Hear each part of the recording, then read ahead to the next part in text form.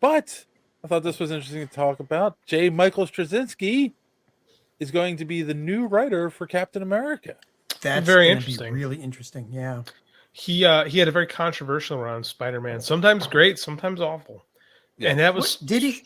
20 years ago. So yeah. What What was the problem? What The was, other, right? he wrote the other. Yeah. He wrote the other. He wrote Past, where Gwen Stacy did the nasty and the pasty with Norman Osborn. Yep. Like he had some real bad. He had some real bad Spider-Man.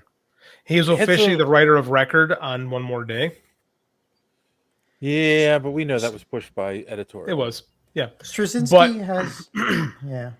I mean, but he did some good stuff too, especially early on. Early in the early run, the Moreland story was great. One of my favorite Spider-Man stories ever.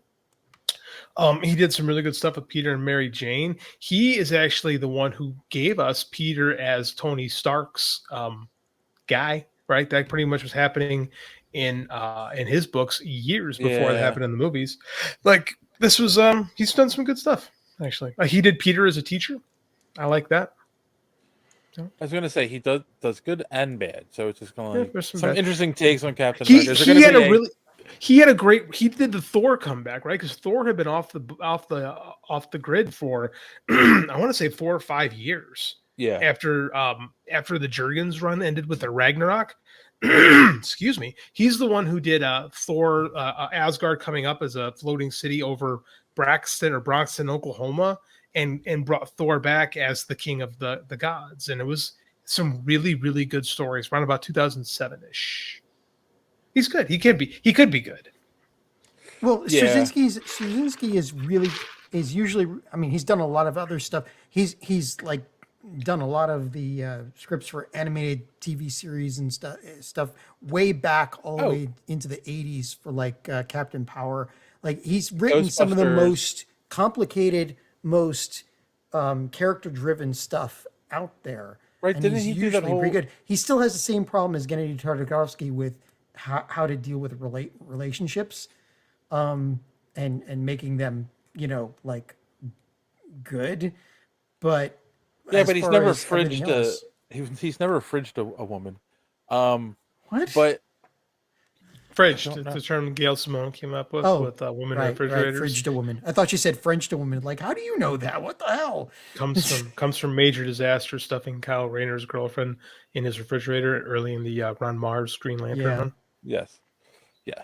That's the worst kind of relationship. With an appliance. One has with the refrigerator. Yes. The Frigidaire is a bitch. You think he'll do like a Spider Spirit, an American Spirit?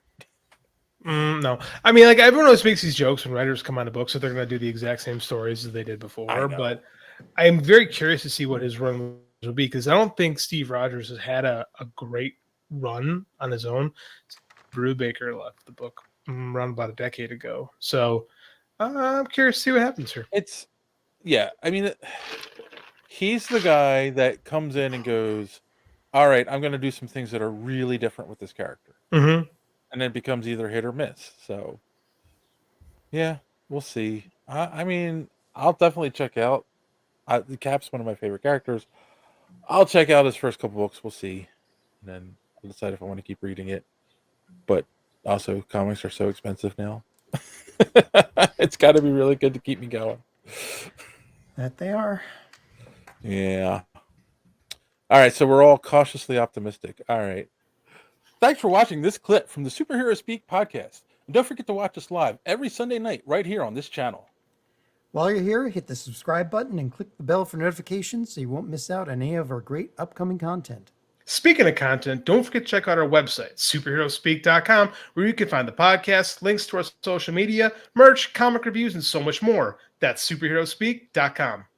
Thanks for watching, and don't let your cape be caught in the door. See you next time.